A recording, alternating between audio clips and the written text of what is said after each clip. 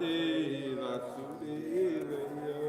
Om Namo Bhagavate Vasudevaya. Om Namo Bhagavate Vasudevaya. Om Namo Bhagavate Vasudevaya. Om Namo Bhagavate Vasudevaya. So we're reading today from Śrīmad-Bhāgavatam. Again, Canto 2, Chapter 8, title Questions by King Parikshit, and text number 19 and 20. So I will read text 19 first, and then we will recite text 20. Tatvanam parisankyayanam laksh... No, we'll recite 20. It's 19 now, okay. Tatvanam parisakyayanam lakshanam hetu lakshanam purushuratana vidhir yogasya yatmikayascha. Translation.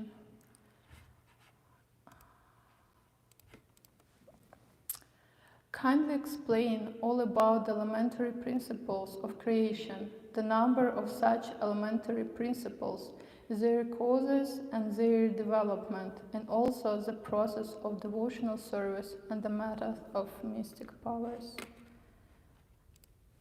Okay. And text 20. Yogesvarya Varya.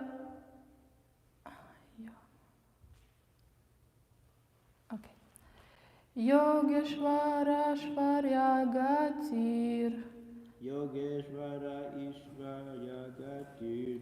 Linga Bangastu Yoginam. Linga Bangastu Yoginam. Vedopavedadharmanam. Vedopavedadharmanam. Itihasa Puranayoh. Yogeshvara Ishvaraya Yagatir. Yogeshvara Ishvarya Gatir. Linga Bangastu Yoginam. Linga Bangastu Yoginam. Vedopavedadharmanam. Vedopavedadharmanam. Idihasa Puranayo. Idihasya Puranayo. Yogeshvara Ishvarya Gatir.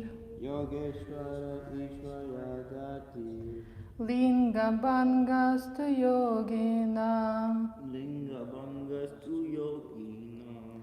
Vedopavedadharmanam. Vedopavedadharmanam. Idihasa Puranayo. Itihasya Puranayo. Yogeshvara Ishvarya Gatir. Yogeshvara Ishvarya Gatir. Linga Bangastu Yoginam. Linga Bangastu Yoginam. Vedopavedadharmanam. Vedopavedadharmanam. Itihasa Puranayo. Itihasa Puranayo. Yogeshvara Ishvarya Gatir.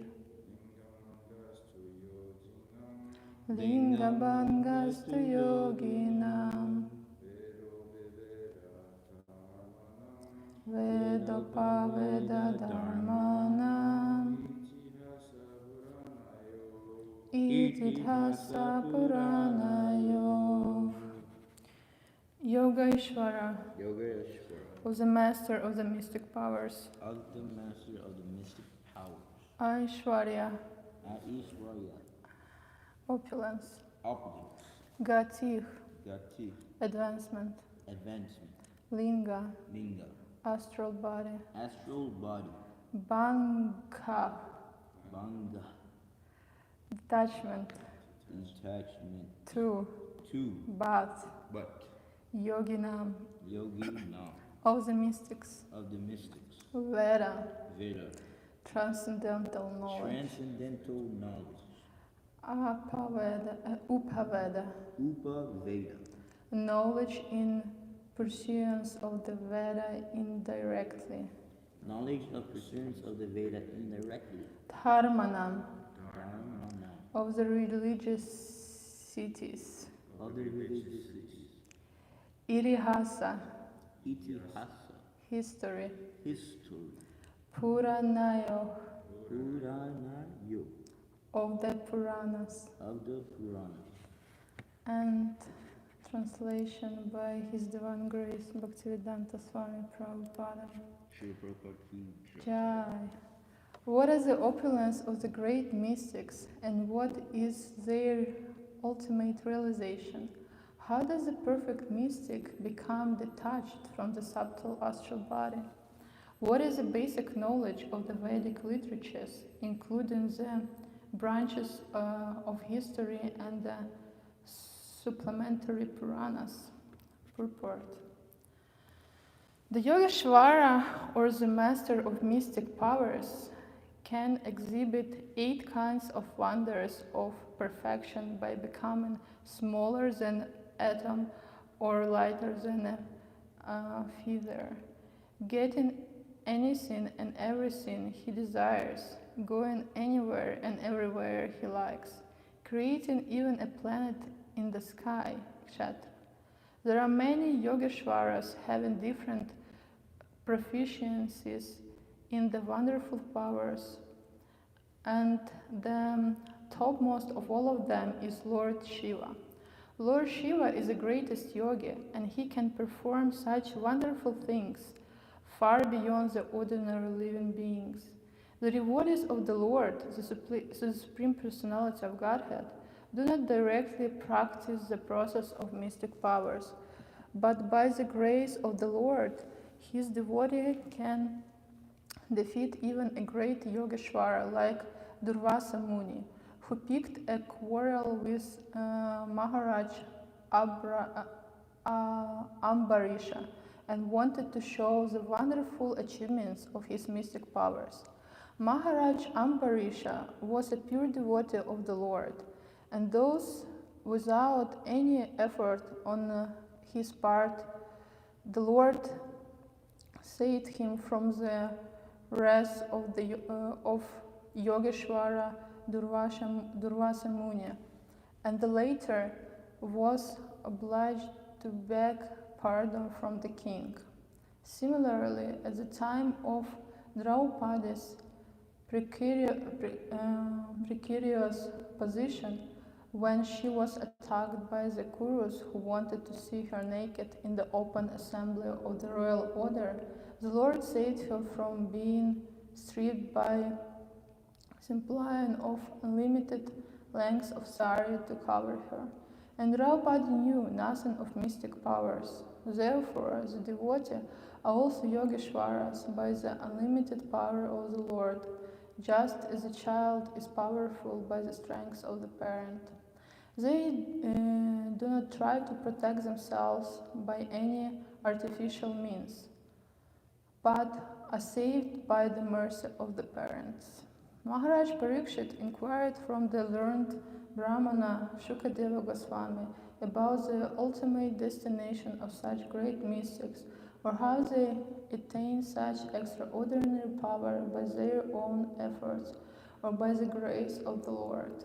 He inquired also about their detachment from the subtle and gross material bodies. He inquired also about the purpose of the Vedic knowledge. As stated in the Bhagavad Gita 15:15, the whole purport of all the Vedas is to know the Supreme Personality of Godhead, and those became transcendental loving servant of the Lord. I'm sorry, can you bring me a cup of water, please? Thank you.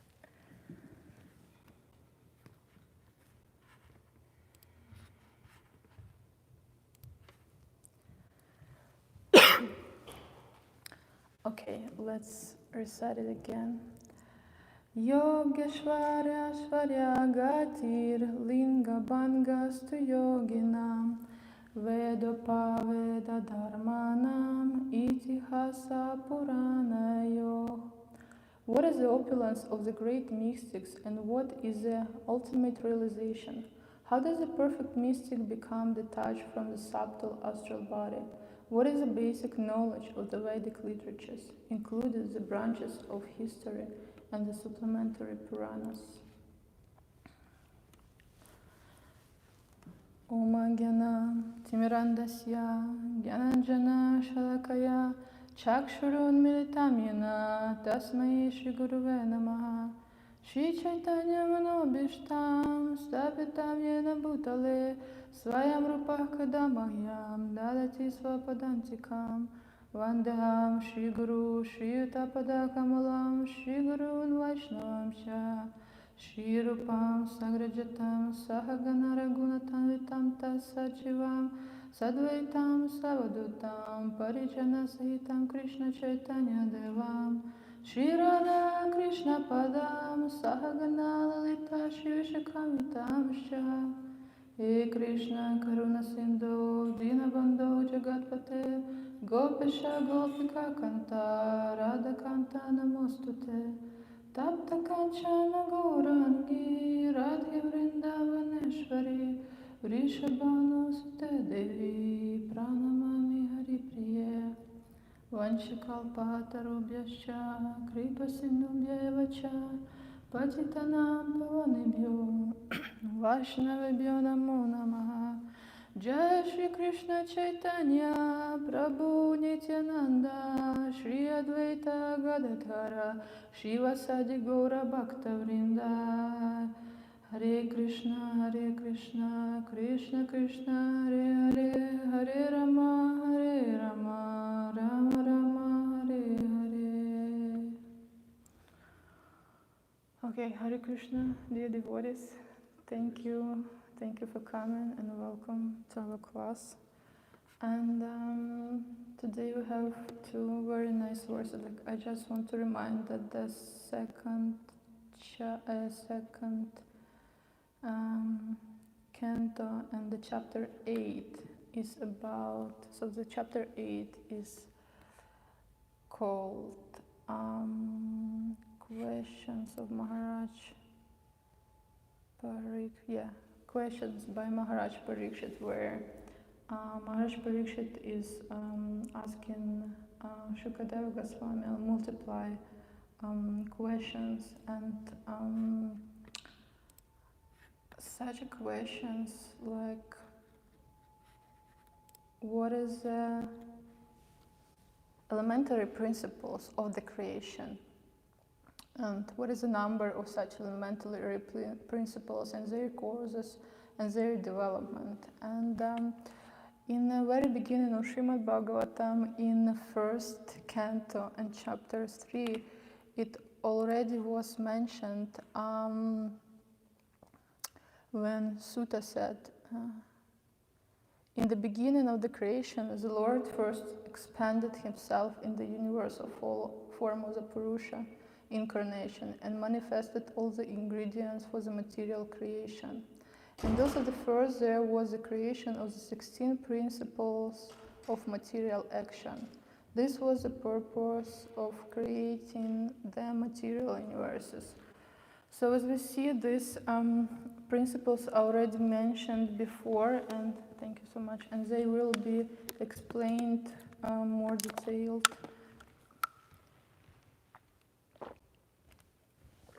later on as well. So I wanted to touch a base a little bit about these principles, and actually it's not only 16 principles. The full amount is 16 principles plus false ego, mind, intelligence, time, and paramatma, and also the active body. So let's see what does it mean. So it in third canto and chapter 10, it is explained that the elementary creation of 16 items of matter, namely the 5 elements, fire, water, land, air, and sky. Sound, form, taste, smell, touch, and the eyes, ears, nose, tongue, skin, and mind is known as sarga, whereas subsequent resultant interaction of the modes of material nature is called visarga. So all these elements, they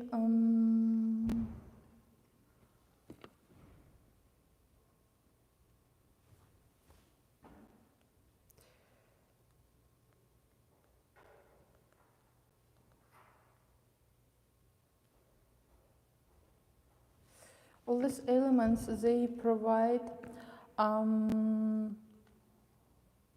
our interaction with the material world. And now I'd like to take a look on how actually it all happens in our world. So when the child is born and it's just growing up, and the child explores the world, and the child uses his senses, and for us as adults sometimes it's funny to see how it happens. For example, when the child tastes something, he thinks that all the other elements, they also have this sense of taste. But for example, if you try to taste your phone, you will realize that it doesn't have any taste. And this is how the child gets this direct experience of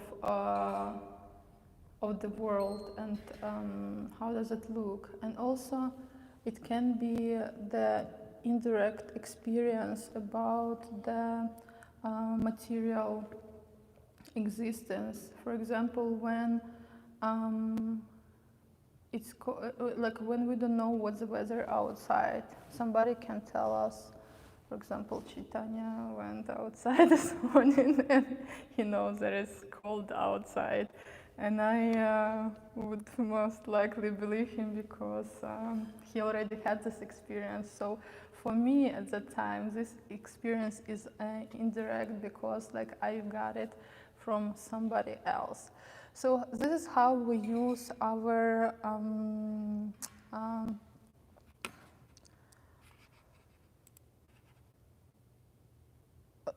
our abilities to explore the world.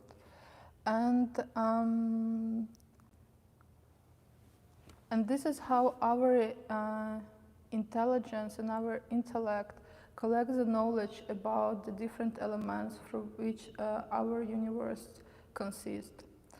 And then our mind and our intelligence start acting under the modes of material nature. For example, our mind and intelligence are either under influence of the mood of ignorance or tamas.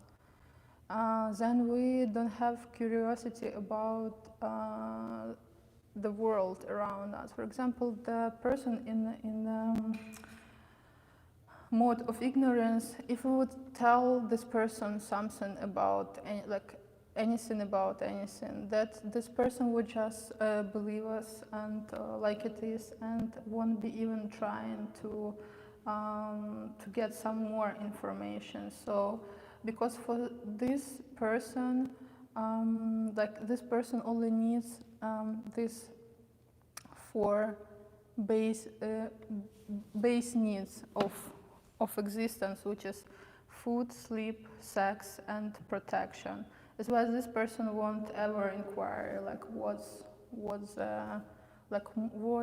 more can be around us in this world.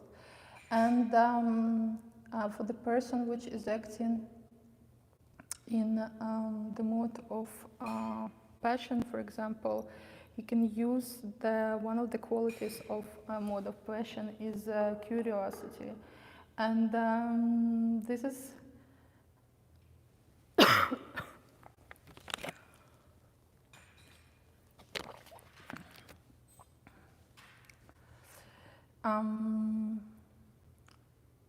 yeah. We will see that the person will be very curious about the world around, because the mode of passion have a couple qualities such as desire to possess and exploit. That's why sometimes people perceive lust as love, for example, because the quality of lust or the desire of lust is to take and exploit.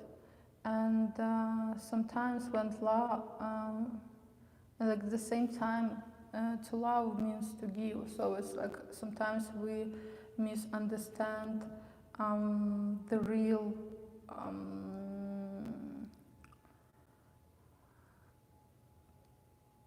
qualities or real position of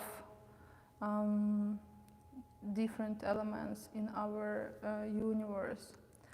And for example, curiosity is expressed in the fact that the person was expresses in the fact that, for example, why do we all so eager like to watch the news, for example, or to hear what happened here and there? Like some people like are very into discussing the royal family, for example, or even what is related to our own personal life. For example, we all have families, and sometimes we're like even too much care or worry about them, and we like just like asking such questions. Where have you been? What did you do? What did you eat? Where are you going? You know, like which university are you going to choose for study, and so on and so on. So, and at the same time, we think that this is a good quality because we just like simply take care of our family. But same time, we can ask same questions about anyone else. Like we're very interested, like what happened to our neighbor. But you cannot say that like you too much worry about your neighbor or like whatever is going on even in the world around you. Or for example, if any like bus crash happens or like car crash happens and people would die there, and we will express our compassion to what is going on around. But will we like really do anything about it? Like most of the time nobody, like we just express our feelings but we don't do real actions. So in this sense, our curiosity in the mode of passion means that it comes from our desire actually to control the world around us. And desire to control also, like if we go deeply into it, we will realize that it comes from actually our envy to the Creator, to Krishna, because we think that like we can take his position to control everything, and that's how this curiosity from a mode of passion can be negative thing. But same time you can use your curiosity for the positive things as well, because for example when you actually curious about the life of Krishna and his pastimes, and you read Vedic scriptures, is how you use this quality in a good way. And so then we see how this can work in our material existence, but how actually is all these elements, like 16 elements which were described before, how do they appear and how do they interact and how do they affect our lives, and how do they form our ability to understand the world around us. So it is said, okay, let me find it in my notes.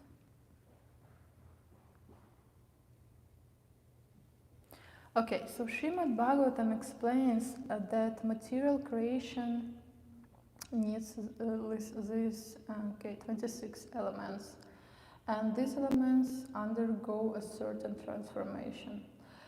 First element to be considered is as material is false ego, and the false ego comes from the material energy. But the false ego, it cannot just come out of nothing, and for this process we need a person actually. And for example, okay, at same time false ego takes form at the moment when it contacts a personality. And actually, this was the real question which Maharaj Parikshit was inquiring in this verse, because he wanted to know how exactly it works. Like we all know about mind, intelligence, and false ego, and all these elements of material creation, but how actually they work together, and how they develop, how they create, and how they develop. So the false ego is the first element which the individuum possesses, and this element is not a part of the soul, which is very important to understand, because so in the beginning of creation, the soul itself is pure, and when it comes back to material world, it doesn't have still or yet, it doesn't have a memory or intelligence or mind or false ego, so it's just pure. But soul comes into the contact of the, so when soul comes into the contact with 26 of this number, like 26 of all of these elements, Paramatma, which is called Paramatma or super soul. So when soul meets Paramatma, it reminds the soul all the desires that soul had at the moment of destruction of the universe. And it's very interesting actually. And for example, if you forgot that in a previous life you wanted, I don't know, to own a sheep, for example, and this information should be stored somewhere. And for this information, we need the owner. And this is where actually the false ego forms. And because it means I'm the one who wants the sheep. So this is my desires, and for everyone else, like anyone else, it would be something different. So this is what makes us individuals, when our soul meets our false ego out of our previous material desires. And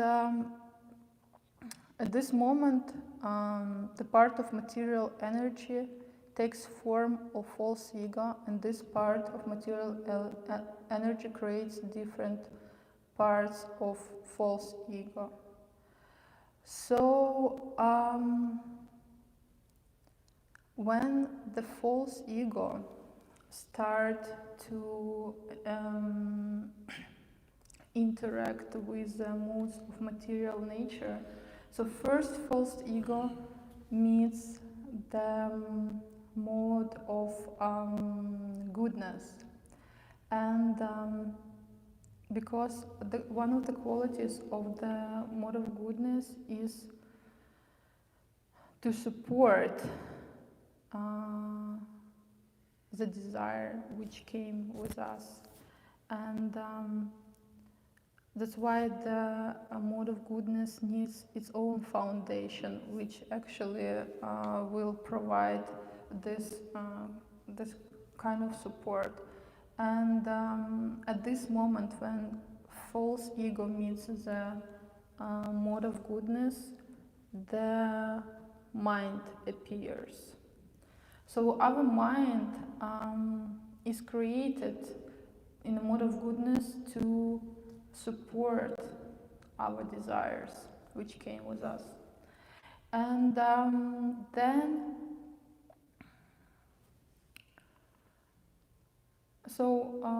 our false ego creates mind, and then mind actually will be looking for. So we had this desire to own the ship, then we already have a mind, and our mind will be looking for opportunities to actually to get the ship somehow in this our material existence. And then it starts to have different ideas, and at some point it has so many ideas that it cannot carry them anymore, and it means like it needs some kind of storage for it, something which can carry this information. And as soon as the mind overloaded with different ideas, it cannot function anymore. And at this moment, our false, so the other part of the false ego meets the mode of passion. And one of the qualities of the mode of passion is to accumulate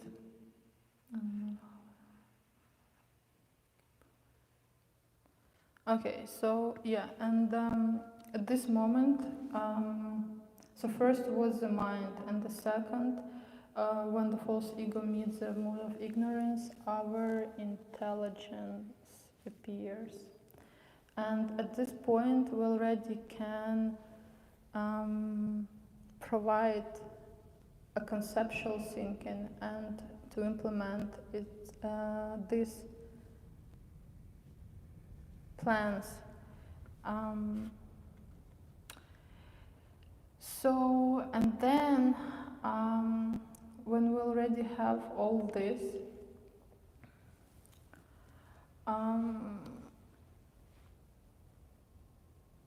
we need some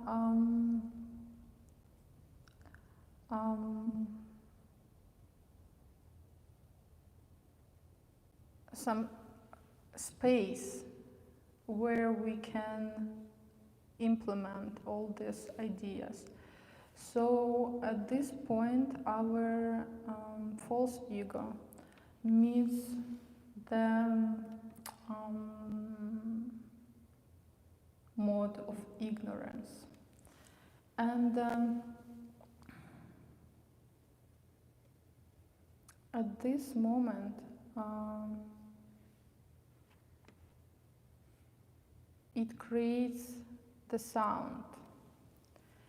And sound has several meanings, which are, so like one of them is ability to express our desires. So for example, when you want a sheep, you actually can express it, and you can, like, out of the sound, like me right now, I can say, I want a sheep. So I, like, provide, like, create the sound. And the next quality of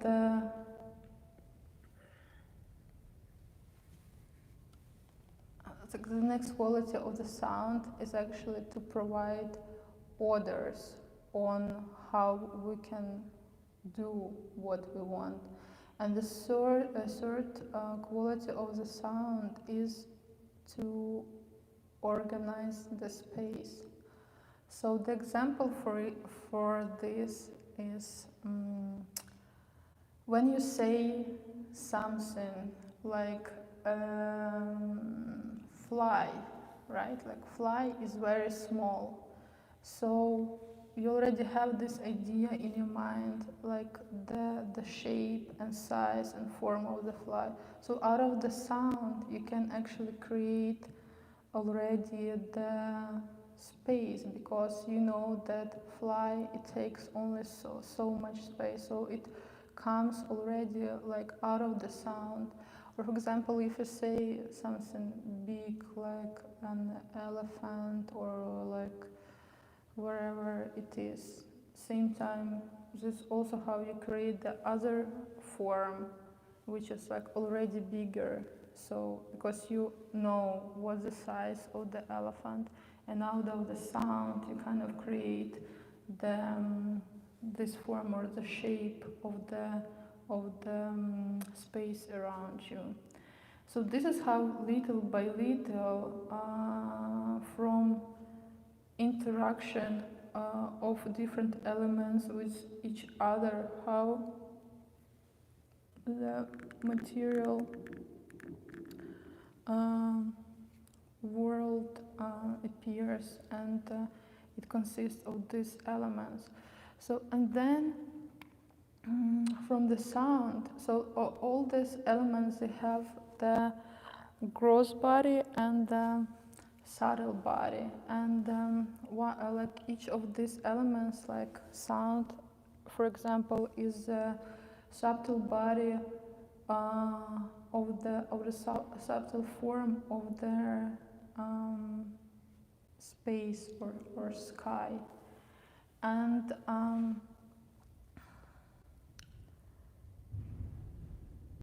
then we also have, like, so all the 5 elements which were mentioned before is there fire, 8, land, water, and the sky or space. And each of these gross elements, they have these subtle elements. And for example, for the air, the subtle element is touch. So how does it work? For example, the air, like it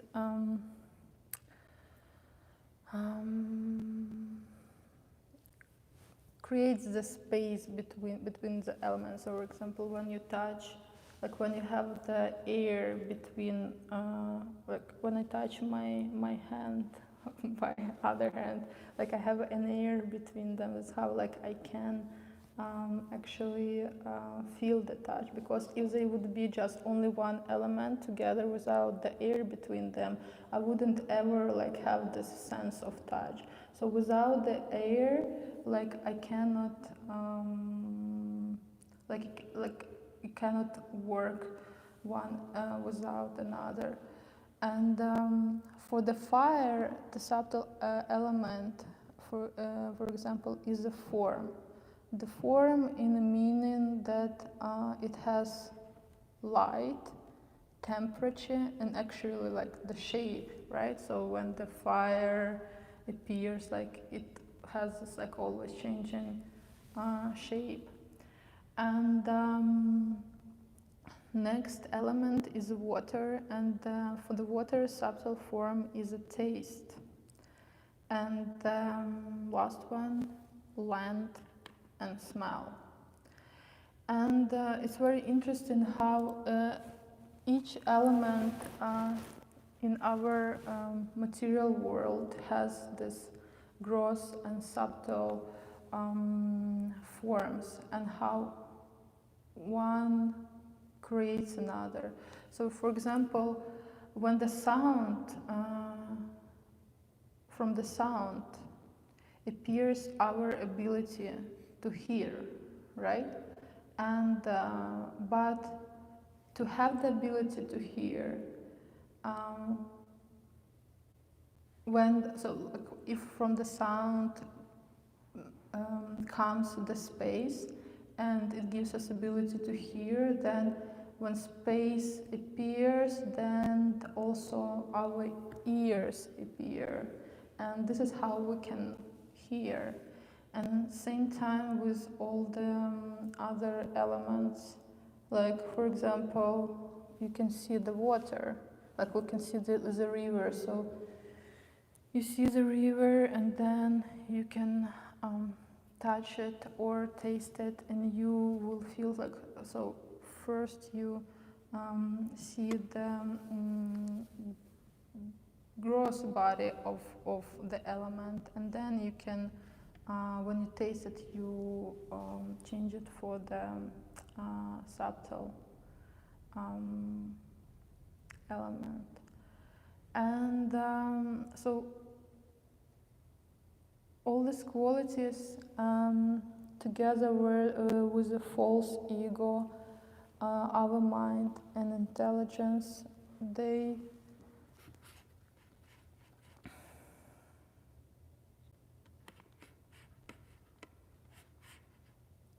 create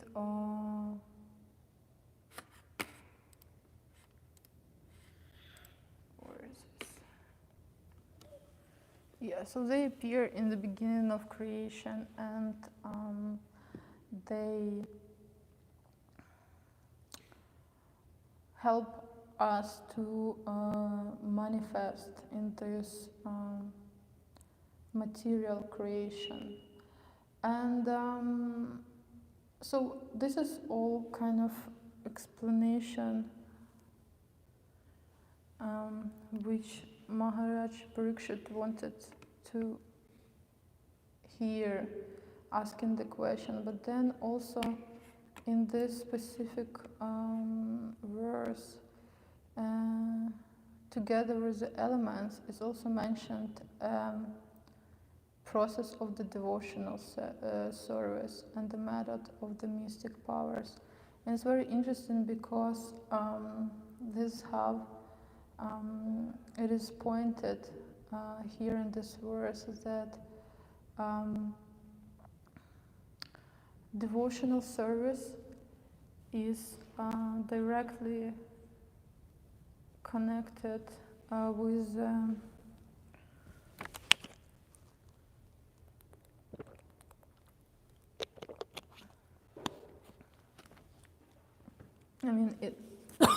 sorry. So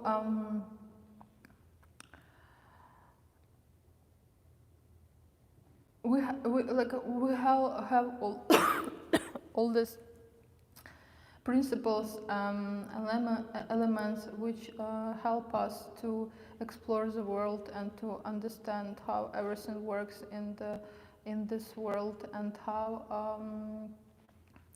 and this is how we get the knowledge about the universe and about material world. But it means nothing if we don't have at the same time, if we don't follow the path of bhakti, if we get the knowledge but we have no desire to serve and to use this knowledge in devotional service, then it's very useless. And at the same time, together with it mentioned in the mystic powers as well, and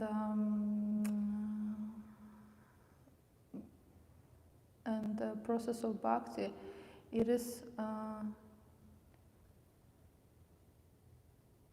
showing us how important to serve Krishna properly and be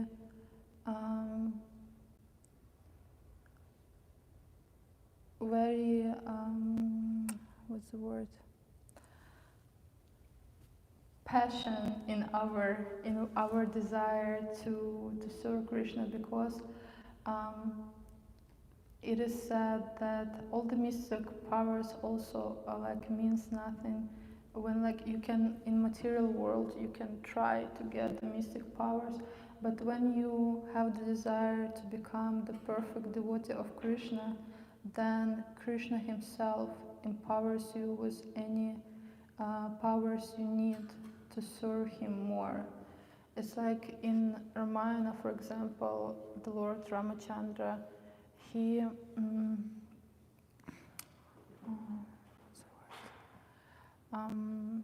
he made he gave to his servants, to the monkeys, the ability to take the stones and to put them on the surface of water to create this bridge.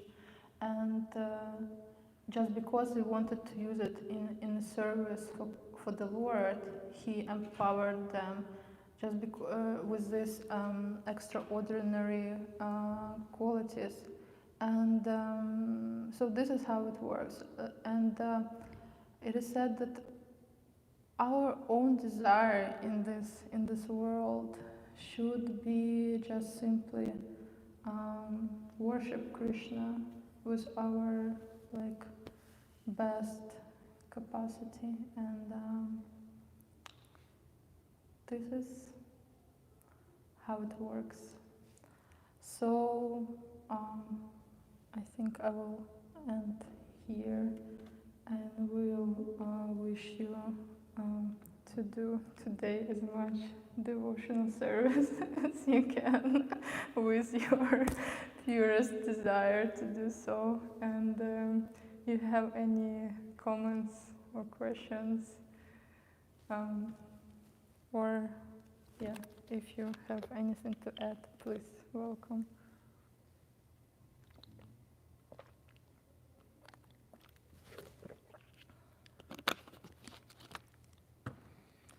Okay, thank you so much for coming, and Jagadhatri-devī Śrīmad-Bhāgavatam ki jai.